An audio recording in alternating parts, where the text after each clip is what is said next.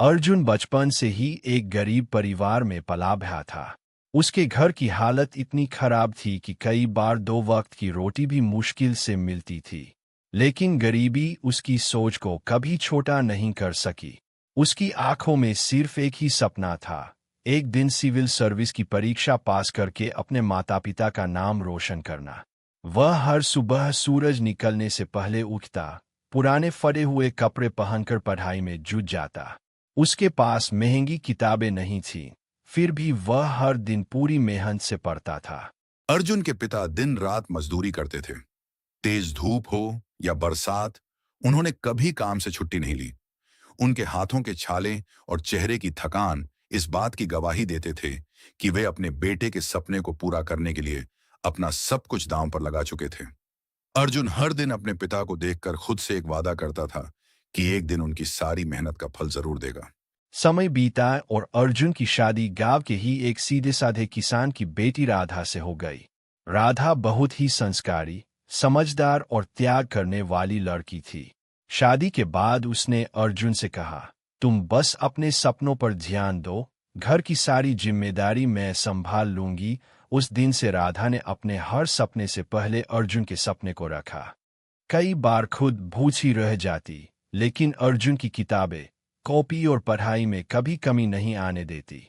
अर्जुन दिन में 12-12 घंटे पढ़ाई करता और राधा पूरे घर का काम संभालती। लेकिन घर में एक इंसान ऐसा भी था जिसे राधा कभी पसंद नहीं आई। वह थी अर्जुन की मां। छोटी छोटी बातों पर वह राधा को ताने देती रहती थी। एक दिन अर्जुन की परीक्षा की फीस के लिए रचे हुए पैसे अचानक गायब हो गए। पूरे घर में हड़कंप मच गया। बिना कुछ सोचे समझे अर्जुन की मां ने सीधे राधा पर चोरी का आरोप लगा दिया। राधा बार बार कहती रही कि उसने पैसे नहीं लिए, लेकिन किसी ने उसकी एक न सुनी। उसकी आंखों से लगातार आंसू बह रहे थे। जब उसने आखिरी उम्मीद के साथ अर्जुन की तरफ देखा, तो अर्जुन भी सिर झुकाकर खामोश खड़ा रहा। वही खामोशी राधा के दिल को सबसे ज्यादा चोट पहुंचा गई। उसे लगा कि जिस इंसान के सपनों के लिए उसने अपनी हर खुशी कुर्बान कर दी, आज उसी ने उस पर विश्वास नहीं किया। समय बीतता गया और घर का माहौल इतना खराब हो गया कि बात कोर्ट तक पहुंच गई। आखिरकार अर्जुन और राधा का तलाक हो गया। राधा को बेइज्जत करके घर से निकाल दिया गया। उसने आखिरी बार पीछे मुड़कर उस घर को देखा, जहां उसने अपने सपनों से ज्यादा दूसरों के सपनों को महत्व दिया था। लेकिन आज उसके हिस्से में सिर्फ आंसू और अकेलापन आया था।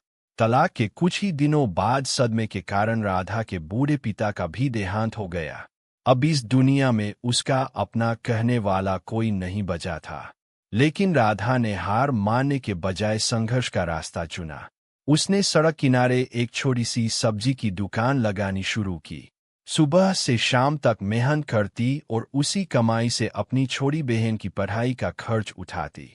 लोगों के ताने सुनती, मुश्किलें झेलती, लेकिन कभी किसी के सामने हाथ नहीं फैलाया। दूसरी तरफ अर्जुन भी अंदर से टूट चुका था। उसे हर रात राधा की बातें याद आती थीं। उसे एहसास होने लगा था कि उसने सबसे बड़ी गलती उस दिन की थी, जब उसने अपनी पत्नी पर भरोसा नहीं किया। लेकिन अब बहुत देर हो चुकी थी। उसने अपने दर्द को अपनी ताकत बना लिया और पूरी तरह पढ़ाई में जुट गया। दिन रात, बिना रुके, बिना थके, सिर्फ एक ही लक्ष्य के साथ, सिविल सर्विस। पूरे 10 साल बीत गए। आखिरकार वह दिन भी आ गया जिसका अर्जुन और उसके पिता वर्षों से इंतजार कर रहे थे। अर्जुन ने देश की सबसे कठिन परीक्षा पास कर ली और आईपीएस अधिकारी बन गया।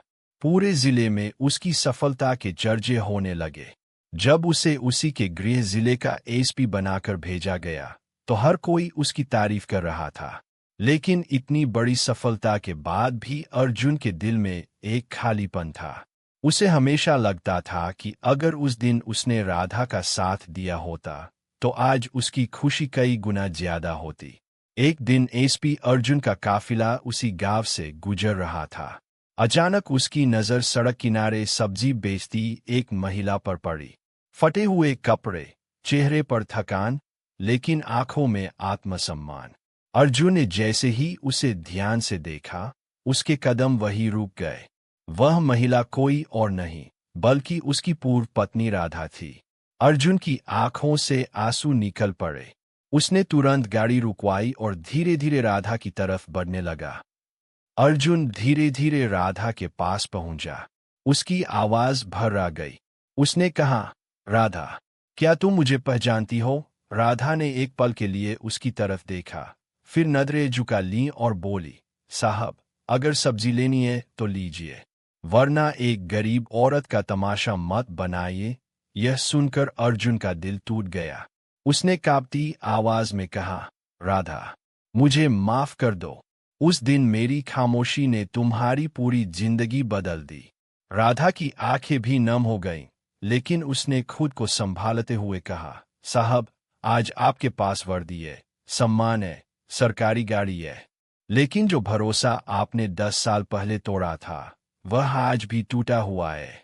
कुछ जोम समय के साथ भर जाते हैं, लेकिन विश्वास टूट जाए तो उसे जोड़ना बहुत मुश्किल होता है। अर्जुन चुपचाप वहां से चला गया, लेकिन उसके मन में राधा की बातें गूंजती रहीं। अगले दिन उसने गांव के बुजुर्गों से राधा के बारे में पूछा। तब उसे पता चला कि राधा ने कभी किसी के सामने हाथ नहीं फैलाया। उसने सब्जी बेचकर अपनी छोटी बहन को पढ़ाया और आज उसकी बहन एक डॉक्टर बन चुकी थी।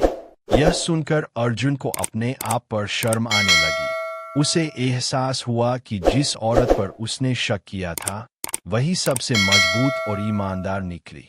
उसी शाम अचानक तेज बारिश शुरू हो गई। देखते ही देखते पूरे गांव में बाढ़ आ गई। लोग अपनी जान बचाने के लिए इधर-उधर भागने लगे। तभी अर्जुन बिना एक पल गवाए बाढ़ के पानी में कूद पड़ा। उसने कई बच्चों और बुजुर्गों को सुरक्षित बाहर निकाला। जब उसे पता चला कि राधा और उसकी बहन भी खतरे में है, तो वह अपनी जान की परवाह किए बिना उनकी तरफ दौड़ पड़ा। उसने दोनों को सुरक्षित बाहर निकाला और राधा की मेहनत से जुटाया हुआ सामान भी बचाने की पूरी कोशिश की।